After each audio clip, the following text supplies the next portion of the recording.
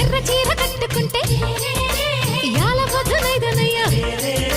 అడవి తల్లి కప్పులోన అగ్గి పువ్వునైతనయ్యా ఎలిగే నీ కండ్లల్లా ఎర్ర చీర నైతనయ్యా కూలోళ్ళ జెండనైత కోడలోన కారమైతరా